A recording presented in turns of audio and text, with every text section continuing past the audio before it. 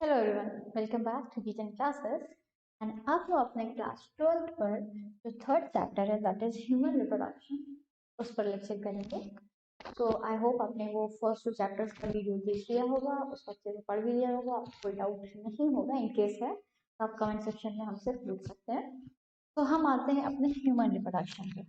उससे पहले हमको ये देखना होगा कि ह्यूमंस हैं क्या। ह्यूमंस आपके मैमल्स हैं, ठीक है, ये मैमल्स होते हैं, मैमल्स हैं। और इनमें ह्यूमंस में आपको पता होगा कि इनमें जब फर्टिलाइजेशन होता है, जाइगोट का फॉर्मेशन होता है, तो जो जाइगोट होती है उसका जो डेवलपमेंट होता है वो हमेशा inside the female parent body होता है। एंड वो हमेशा they give rise to young one. ऐसा नहीं होता कि वो एग लेइंग नहीं होती है, ह्यूमन फीमेल्स जो होती है वो एग लेयर नहीं होती, बल्कि वो क्या करती हैं, वो यंग वंस को, एक न्यू बॉर्न बेबी को जन्म देती हैं।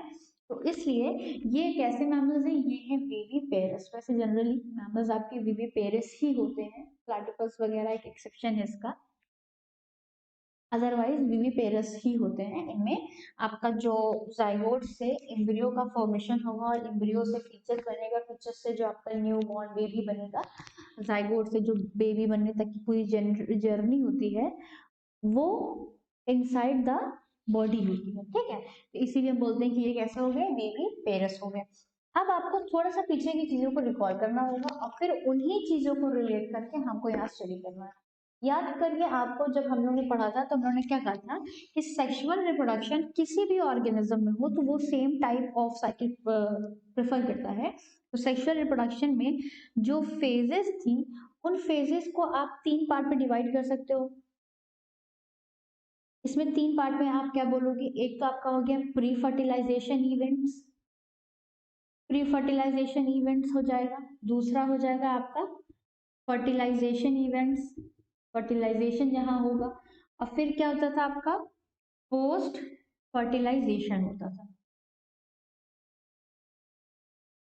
ये 3 हिस्से में डिवाइड होती है।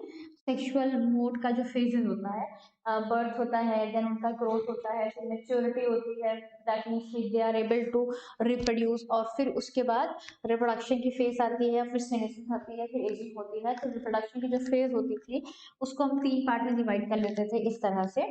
तो होता क्या है, प्री फर्टिलाइजेशन में हम लोगों ने क्या देखा था कि इस स्टेप में गैमेटोजेनेसिस होती थी। गैमेटोजेनेसिस, गैमेटोजेनेसिस मतलब जहां ऐसी फेजेस या ऐसे प्रोसेसेस जिनके थ्रू गैमीट का फॉर्मेशन होता था। तो आपको पता है कि जो ह्यूमंस होते हैं ये कैसे हैं, ये बायसेक्सुअल है, मतलब इनमें जेंडर का डिवीजन है, मेल अलग है एंड फीमेल अलग होती हैं। तो जो मेल होते हैं उनमें अपना गैमेटोजेनेसिस चलेगा एंड जो फीमेल्स होंगी उनमें अपना गैमेटोजेनेसिस प्रोसेस चलता है। गैमेटोजेनेसिस की वजह से क्या होता है, ये दोनों एबल होते हैं अपने अपने गैमीट्स को बनाने के लिए। मेल के केसेस में उन गैमीट्स को हम स्पर्म्स बोलते हैं, एंड अगर फीमेल के केस में जाए तो फीमेल में आप इन्हें एग भी बोल सकते हो या आप ओवम भी बोल सकते हो, ठीक। ये इस तरह से गैमेट्स बना लेते हैं। देन क्या होगा, उसके बाद होता है फर्टिलाइजेशन। फर्टिलाइजेशन होगा तो क्या मिलेगा हमें, जाइगोट मिलेगा। फिर ये जाइगोट का फर्दर क्या होता था, सेल डिवीजन, सेल डिफरेंशिएशन, ये सारी चीजें पीछे आपने देखी थी। ये करके अल्टीमेटली किस में कन्वर्ट हो जाते हैं, ये एम्ब्रियो बना लेंगे। और ये जो एम्ब्रियो होता है, एक्चुअल में एम्ब्रियो डायरेक्ट स्टेज नहीं आती है, ये भी आपको आगे देखना है। एम्ब्रियो से पहले एक और स्टेज आती है, उसको ब्लास्टोसिस्ट स्टेज बोला जाता है। ये सारी चीजें भी आपको देखना है इस चैप्टर में। ब्लास्टोसिस्ट स्टेज आती है, और ये ब्लास्टोसिस्ट जो होता है, जब फीमेल में फर्टिलाइजेशन होगा, इनसाइड द बॉडी होता है, फर्टिलाइजेशन इंटरनल हो जाएगा, जाइगोट का फॉर्मेशन हो जाएगा, फिर जाइगोट में लगातार सेल डिवीजन, सेल डिफरेंशिएशन चलेगा, तो उससे क्या होगा, ब्लास्टोसिस्ट का फॉर्मेशन होता है। ये जो ब्लास्टोसिस्ट होता है, ह्यूमन में एक स्ट्रक्चर होता है, उसे हम बोलते हैं यूटेराइन या यूट्रस। यूट्रस जो होता है, यूट्रस की वॉल पे ये जाके मतलब अपने आप को एडजस्ट कर लेता है, उसकी वॉल पे कुछ इस तरह से उसका स्ट्रक्चर रहता है। ये सारी चीजें आपको देखनी है, बट एक जनरल इंट्रो से स्टार्ट करने से ये होता है कि आप रिलेट कर पाते हो कि आपको अब इसके बाद क्या पढ़ना है, कुछ इस तरह से रहता है। तो ये जो थिकनिंग है, ये थिकनिंग की वजह से यहाँ क्या होगा, ये जो ब्लास्टोसिस्ट बनता है ये यहाँ आकर अपने आप को एडजस्ट कर लेता है, इसको हम बोलते हैं इम्प्लांट इम्प्लांटेशन, इम्प्लांटेशन हो जाता है। एक्चुअल में देखा जाए तो जाइगोट का फॉर्मेशन तो फर्टिलाइजेशन में आएगा, और फिर आपका ब्लास्टोसिस्ट का फॉर्मेशन और फिर उसका इम्प्लांटेशन, ये सब किस में आ जाएगा, ये सब पोस्ट फर्टिलाइजेशन हो जाएगा। तो यहाँ आपका क्या हो जाएगा, इम्प्लांटेशन होगा। इम्प्लांटेशन के बाद क्या होगा, फिर वही चीजें होंगी, लगातार फर्दर डेवलपमेंट होगा, एम्ब्रियो बनेगा, फीचर्स बनेगा, और फिर एट द एंड वो एक complete baby outside the body deliver होता है। तो जो प्रोसेस होता है जिसको हम अपने नॉर्मल लैंग्वेज में डिलीवरी बोलते हैं, उसे पार्चुरेशन बोला जाता है। उस प्रोसेस को पार्चुरेशन बोला जाता है। और जितने टाइम के लिए, जितने भी मंथ्स के लिए जो जाइगोट का फॉर्मेशन हुआ और उसका फर्दर डेवलपमेंट हुआ और बेबी का आउटसाइड आना, उस फेज को जेस्टेशन पीरियड बोलते हैं। पार्चुरेशन क्या था, पार्चुरेशन आपकी जो डिलीवरी होती है बेबीज को आउटसाइड करने का जो प्रोसेस होता है, ये इतना इजी प्रोसेस नहीं होता है। इस प्रोसेस में थोड़ा सा कॉम्प्लेक्स अभी आपको आगे देखना पड़ेगा, सेवरल तरह के हॉर्मोन्स वगैरह हैं, उनका इन्वॉल्वमेंट होता है। तो ये जो प्रोसेस होता है उसे हम बोलते हैं पार्चुरेशन। एंड उसी तरह से एक होता है जेस्टेशन पीरियड। जेस्टेशन पीरियड किसे बोलते हैं, वो टाइम जितने टाइम के लिए आपका जो बेबी था वो इनसाइड द बॉडी था, मतलब जाइगोट का फॉर्मेशन हुआ, जाइगोट के फॉर्मेशन से लेके जब तक पार्चुरेशन नहीं हुआ, डिलीवरी नहीं हुई, तब तक का जो फेज था उस फेज को हम बोलते हैं जेस्टेशन पीरियड। एंड ह्यूमन के केस में ये नियरली 9 मंथ्स होता है। आप फेमिलियर हैं इन सब चीजों से। तो ये तो हो गया कि ये सारे प्रोसेस चलने होंगे। तो उसके लिए आपको पहले क्या पढ़ना होगा, उसके लिए आपको पहले पढ़ना होगा प्री फर्टिलाइजेशन इवेंट्स कैसे चलेंगे मेल में, कैसे चलेंगे फीमेल में। फिर फर्टिलाइजेशन होगा तो क्या बनेगा, एंड फर्दर ये कैसे ब्लास्टोसिस्ट बनेगा। फिर पोस्ट फर्टिलाइजेशन में कैसे इम्प्लांटेशन हो जाएगा, या जो बेबी है वो बेबी, मतलब जो एनवायरमेंट है वो बेबी पेरस है, तो बेबी को कैसे न्यूट्रिशन मिलेगा, वो सारी चीजें हमें इस चैप्टर में कवर करनी है। तो हम सबसे पहले स्टार्ट करेंगे मेल रिप्रोडक्टिव स्ट्रक्चर से।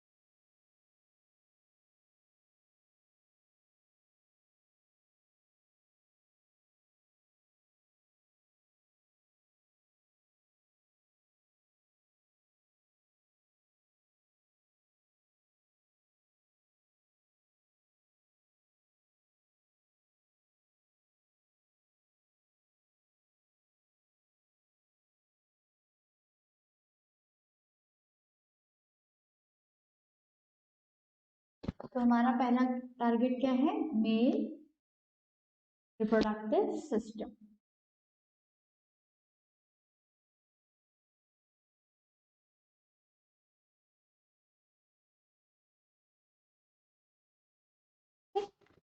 इनके सिस्टम को हम 3 हिस्से में डिवाइड कर सकते हैं, उसी तरह से हम फीमेल का भी करेंगे। मेल रिप्रोडक्टिव सिस्टम को 3 हिस्से में डिवाइड कर लेंगे। एक हम बोलेंगे प्राइमरी रिप्रोडक्टिव सिस्टम, एक होता है आपका प्राइमरी रिप्रोडक्टिव सिस्टम। दूसरे पार्ट को हम डिवाइड कर लेंगे as a secondary reproductive system. And एक पार्ट और होगा, उसे हम बोलेंगे एक्सटर्नल जेनिटेलिया। सेम चीज हमको जो फीमेल जब हम पढ़ेंगे तो फीमेल में भी हम यही करेंगे, एक्सटर्नल जेनिटेलिया।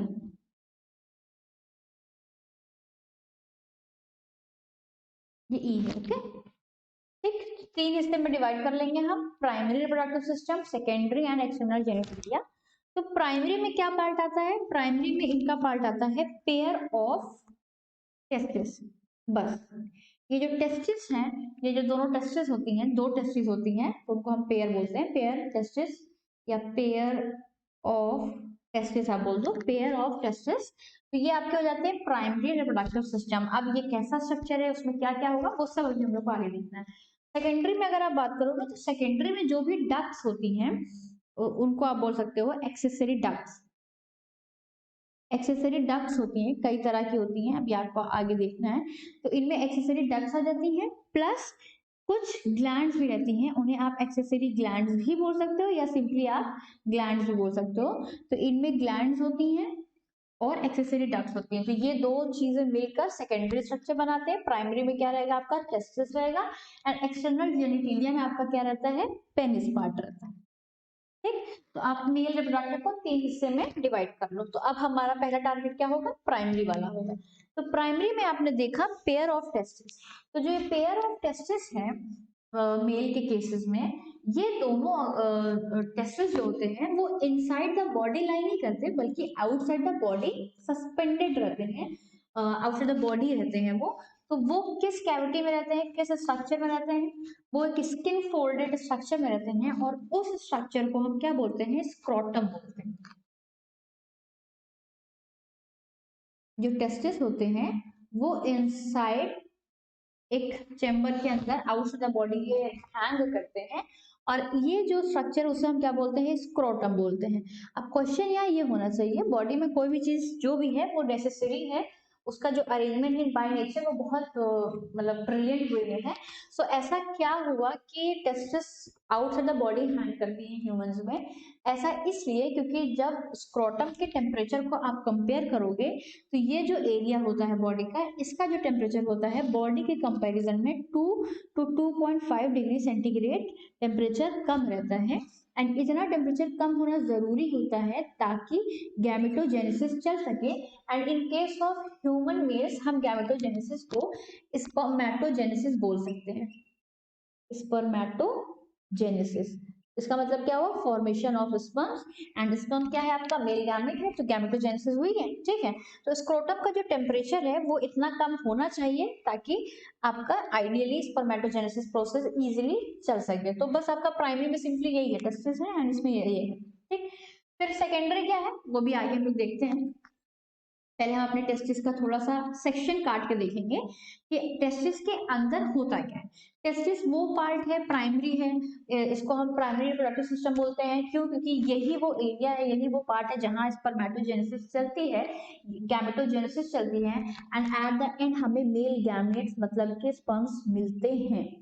तो इसलिए हमने क्या बोला कि जो टेस्टिस होते हैं वो प्राइमरी रिप्रोडक्टिव पार्ट होते हैं। ये प्राइमरी है कि यहीं पर आपके गैमेट्स बनते हैं। ठीक है, तो कैसे बनते होंगे टेस्टिस, एक्चुअली में अगर देखा जाए तो टेस्टिस के अंदर आपको कई सारे चैम्बर्स मिलेंगे, लोब्यूल्स मिलेंगे, इस तरह से कुछ अंदर आपको लोब्यूल्स देखने को मिलते हैं। और इनको हम, ये जो लोब्यूल्स हैं, इनको हम बोलते हैं टेस्टिकुलर लोब्यूल्स, टेस्टिकुलर लोब्यूल्स।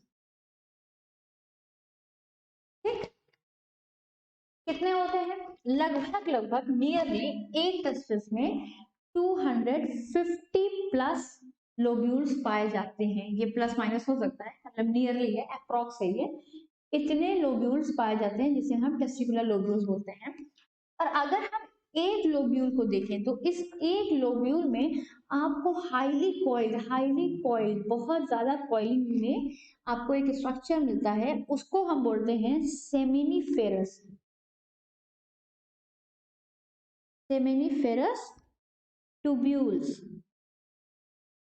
ठीक, और लगभग ये 1 to 2 या 3 भी हो सकती हैं, 1 to 2 होती हैं, मतलब कि दो टेस्टिस हैं, एक टेस्टिस में 250 के आसपास टेस्टिकुलर लोब्यूल्स हैं। ठीक, और एक लोब्यूल के अंदर 1 से 2 आपके सेमिनिफेरस ट्यूब्यूल्स हैं, एंड यही सेमिनिफेरस ट्यूब्यूल्स हैं जहां पास आपका स्पर्मेटोजेनेसिस चलने वाला है, स्पर्म्स का प्रोडक्शन होने वाला है।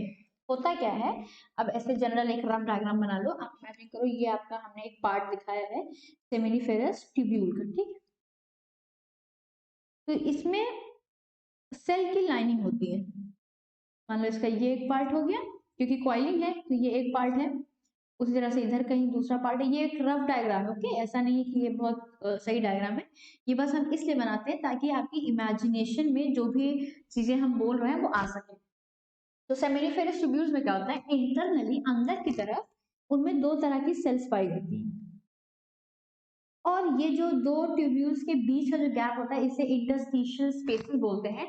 और यहाँ पास एक अलग तरह की सेल पाई जाती है। अंदर जो दो तरह की सेल्स हैं वो दोनों सेल्स को हम क्या बोलते हैं, एक होती है आपकी male germ cell plus Sertoli cell. ये चीज समझ में आई आपको?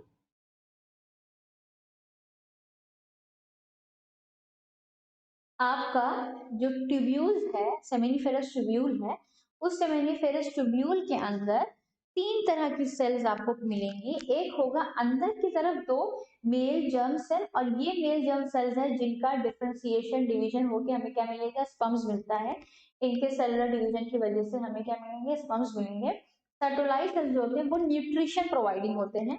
वो क्या करेंगे, ये न्यूट्रिशन प्रोविजन के लिए होते हैं, ये न्यूट्रिशन देते हैं डेवलपिंग स्पर्म्स वगैरह को, और जो भी प्रोसेस के टाइम न्यूट्रिशन चाहिए होता है वो ये देते हैं। ठीक, सर्टोलाइज सेल्स देते हैं।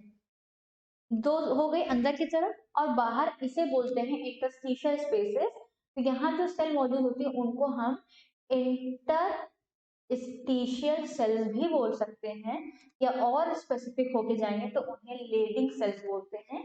लेडिंग सेल्स, ये सेल्स क्या करते हैं, ये सेल मेल, ये आपके मेल एंड्रोजन हार्मोन को सिक्रिएट करते हैं। मेल एंड्रोजन हार्मोन्स का रोल क्या होता है, ये जो सेकेंडरी फीचर्स होते हैं, जब भी अगर हम फिर से थोड़ा सा पीछे जाते हैं, इनिशियली मेल एंड फीमेल में आएंगे तो वहां पास आपको सेक्सुअल कैरेक्टर डिस्टिंग्विश करने के लिए इजी होता है। जैसे प्यूबर्टी एज आती है, इनिशियल स्टेजेस में भी किया जा सकता है, बट एक होता है कि आप फौरन से देख के बता सकते हो। तो जो भी फीचर्स जो एक्सटर्नली आपको दिख रहे होते हैं, जेनेटिकली नहीं मॉर्फोलॉजिकली जो आपको विजिबल होते हैं, उन फीचर्स को हम बोलते हैं सेकेंडरी फीचर्स।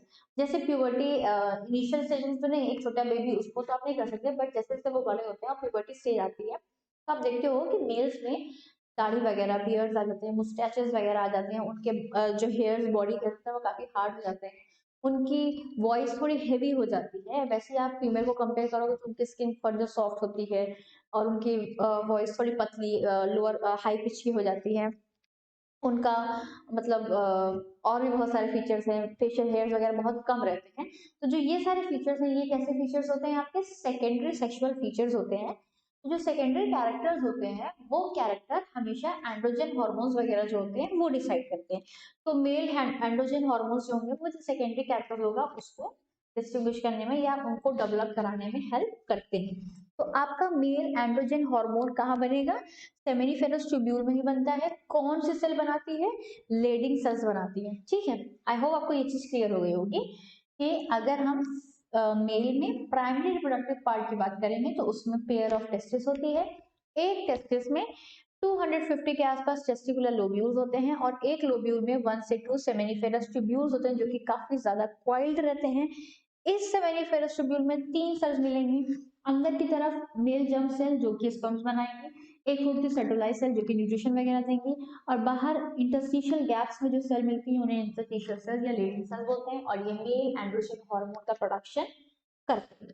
ठीक, तो आपका जो पहला पॉइंट था मेल रिप्रोडक्टिव में प्राइमरी स्ट्रक्चर वो हो गया।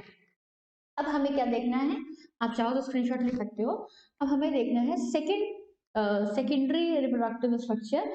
आपने क्या लिखा था सेकेंडरी रिप्रोडक्टिव स्ट्रक्चर में, accessory ducts and accessory gland. तो हमें देखना है वो डक्ट्स क्या है।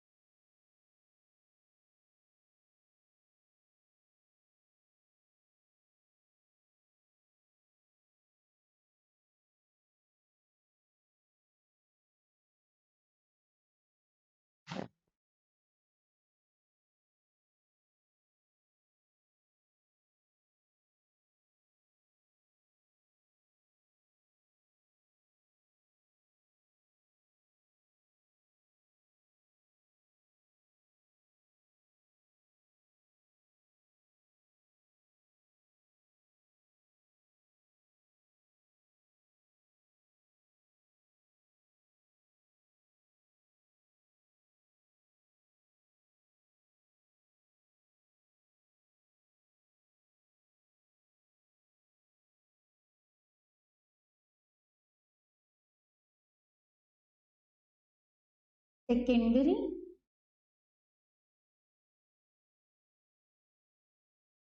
Reproductive structure. इसमें हमने क्या लिखा था? हमने लिखा था accessory ducts plus accessory glands. तो पहले हम एक्सेसरी डक्ट्स को डिस्कस करेंगे।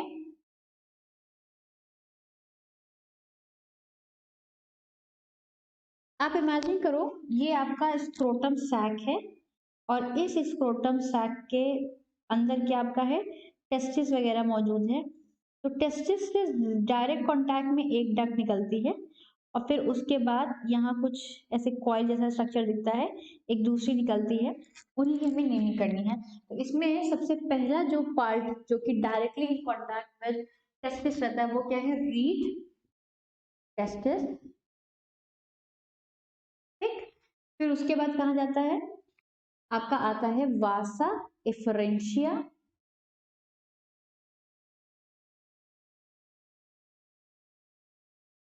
इसके बाद आपका आता है एपिडिडाइमस।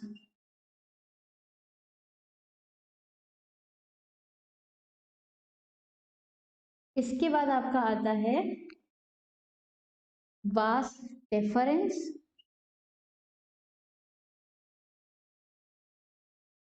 इसके बाद आपका आता है इजैकुलेटरी डक्ट।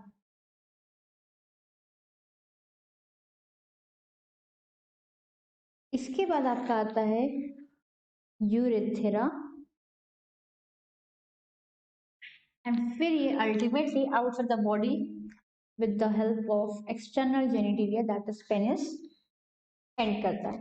देखो, आपको ये समझना क्या है, ये आपको समझ में आया ना कि ये स्क्रोटम सैक था, अंदर टेस्टिस से, जो टेस्टिस के सबसे डायरेक्टली कांटेक्ट में क्या रहेगा? रेड टेस्टिस रहेगा।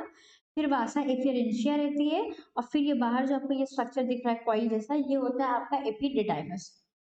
तो होता क्या है, आपको पता है टेस्टिस के अंदर क्या होगा? स्पर्मेटोजेनेसिस होगा, स्पर्म्स का फॉर्मेशन हो जाएगा। तो वो स्पर्म्स अल्टीमेटली होना क्या है? गैमेट का ट्रांसफर होना है ना, वो स्पर्म्स मेल से निकल के आपके फीमेल तक पहुंचना है। मेल की बॉडी से वो स्पर्म्स को निकल के फीमेल की बॉडी तक एंटर करना। इस स्टेप को कॉपुलेशन या इंसेमिनेशन बोलते हैं। तो इसमें क्या होगा, आपके टेस्टिस में मेल गैमेट बन जाएगा और मेल गैमेट सबसे पहले कहाँ जाएगा? रीटेस्टिस में जाएगा, फिर वासा एफिरेंशिया में जाता है, फिर एपिडिडाइमस में जाता है, फिर वास डिफरेंस में, फिर इजैकुलेटरी डक्ट में। यहाँ स्टोर भी हो सकता है, इस ये जो डक्ट होती है, इस डक्ट में male gametes for a time भी स्टोर होते हैं। फिर ये इजैकुलेटरी डक्ट से यूरेथ्रा जाता है एंड यूरेथ्रा से आपका external genitalia that is penis जाता है एंड ये फिर क्या होता है? आउटसाइड द बॉडी आपका मेल गैमेट निकल जाता है। ठीक, ये जो यूरेथ्रा होता है, ये ऐसा नहीं है कि सिर्फ और सिर्फ इजैकुलेटरी डक्ट से कनेक्टेड होता है, ये यूरेथ्रा नीचे यूरिनरी ब्लैडर से भी कनेक्टेड होता है।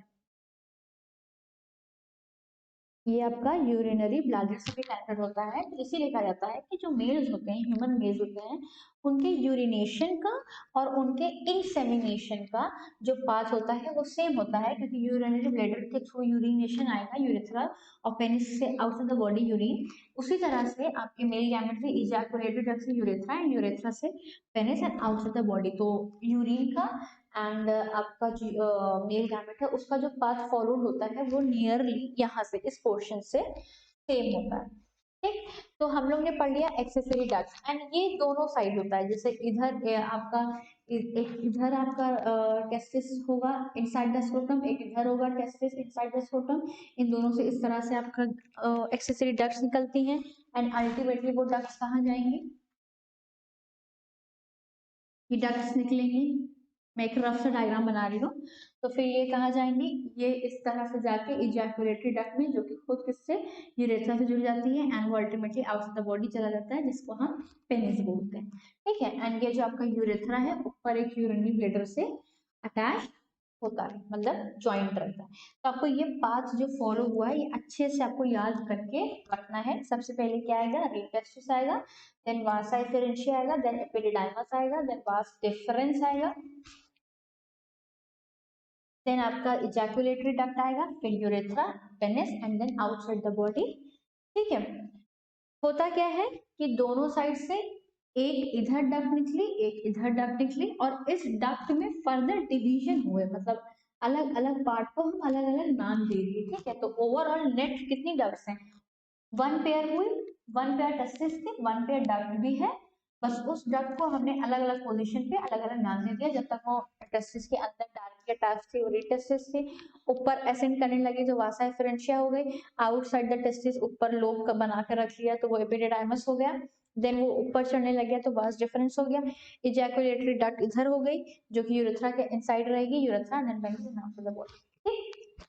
तो इनमें डक्ट्स कितनी है, 1 पेयर है। फिर हमने जो सेकंड लिखा था, क्या लिखा था, एक्सेसरी ग्लैंड्स। तो इनमें एक्सेसरी ग्लैंड्स अगर देखा जाए तो सेमिनल वेसिकल्स होती हैं और आपकी प्रोस्टेट ग्लैंड होती है और बल्बो यूरेथ्रल ग्लैंड होती है। इन तीनों ग्लैंड क्या करते हैं, न्यूट्रिशन सिक्रीट करते हैं, और उस न्यूट्रिशन से क्या होता है, जो आपका स्पर्मेटोजेनेसिस प्रोसेस चला इनसाइड द सेमिनिफेरस ट्यूब्यूल्स, उसके बाद जो स्पर्म्स निकलेंगे और इन पूरे डक्ट्स में फ्लो करके आउटसाइड द बॉडी आएंगे, तो उनकी मोटिलिटी के लिए, उनके मोशन के लिए, उनके लुब्रिकेशन के लिए, प्लस उनको न्यूट्रिशन देने के लिए वो तीनों ducts sorry accessory glands nutrition secrete करते हैं।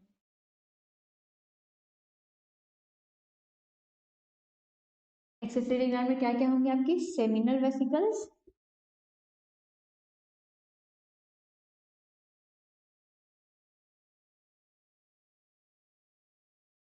प्लस प्रोस्टेट ग्लैंड,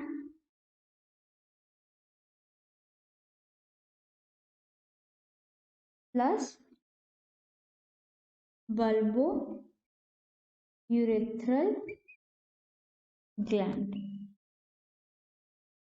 ओके, ये ग्लैंड रहेंगे, ये तीनों क्या करेंगे, न्यूट्रिशन सिक्रीट करेंगे, या इनका जो भी सिक्रीशन रहता है, ये तीनों जो सिक्रीट करेंगे, तो इनके सिक्रीशन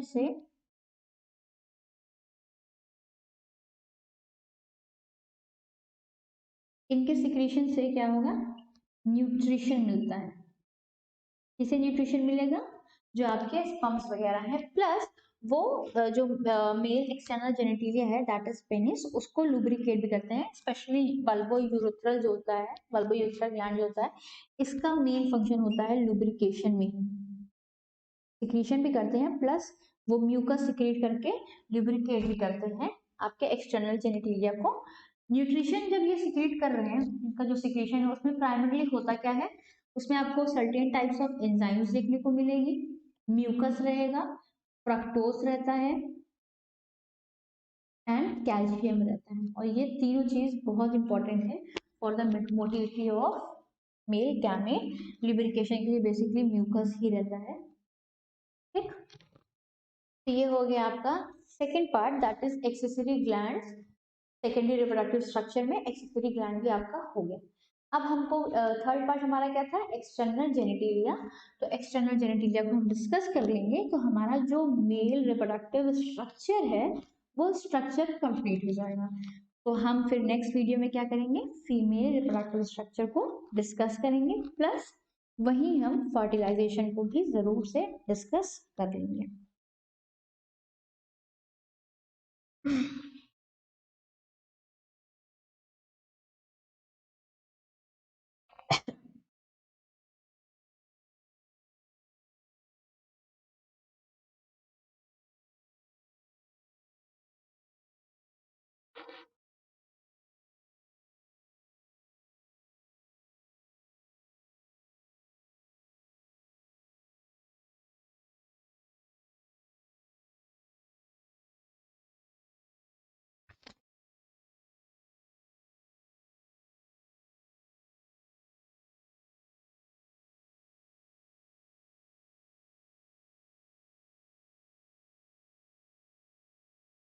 ये आपका मेल के केस में पेनिस होता है, ये इरेक्टाइल टिश्यू से बना होता है। ऐसे tissues those who have the property of getting erect during insemination, erectile tissue होता है ये। प्लस अगर पेनिस का स्ट्रक्चर कुछ ड्रॉ किया जाए तो कुछ इस तरह से रहता है, और नीचे की तरफ वो थोड़ा ब्रॉड वन हो जाता है। तो ये जो लोअर एंड पर लोअर एंड पे जो ये ब्रॉडनेस है या ब्रॉड पार्ट है उसको हम बोलते हैं ग्लैंस पेनिस। एंड यहाँ पे जो स्किन फोल्ड मौजूद होता है, इस रीजन पे जो स्किन फोल्ड मौजूद होता है, उस स्किन फोल्ड को हम बोलते हैं फोर स्किन। ठीक, तो बस एक्सटर्नल जेनिटल में आपको इतना ही करना है कि पेनिस होता है, एरेक्टाइल टिश्यू से ये बना होता है, इसके लोअर एंड को हम ग्लैंस पेनिस बोलते हैं एंड फोल्डेड स्किन को हम फोर स्किन बोलते हैं। बाकी इसके अंदर ही, इसी के अंदर आपका क्या रहेगा, इजैकुलेटरी डक्ट या यूरेथ्रा रहेगा एंड वो आउटसाइड द बॉडी सिक्रीट करने में इजी होता है। तो पेनिस के लुब्रिकेशन के लिए हम लोगों ने पीछे ही देख लिया है कि बल्बो यूरेथ्रा ग्लैंड जो होती हैं वो क्या करती हैं, उनको लुब्रिकेट करके रखती हैं। ठीक, तो इससे क्या हुआ, हमने मेल रिप्रोडक्टिव पार्ट पढ़ लिया है, तो हमको ये पता चल गया कि किस पार्ट में क्या चीज का फॉर्मेशन होना है और जो मेल गैमेट बनेगा वो कौन सा पाथ फॉलो करके आउटसाइड द बॉडी निकलेगा। अब हम क्या करेंगे, फीमेल रिप्रोडक्टिव पार्ट को पढ़ेंगे और उसको पढ़ने से फिर हम नेक्स्ट स्टेप हमारा क्या होगा, फर्टिलाइजेशन पढ़ना। जो भी स्टेप आपने देखा था प्रियोर वीडियोस में, सेम स्टेप पे हम इसमें भी चलेंगे। तो बस आज की वीडियो यहीं तक रखते हैं ताकि ज्यादा ना हो जाए आपके लिए। आई होप आपको अच्छा लगा, तो बस आप वीडियो देखते रहें। Thank you.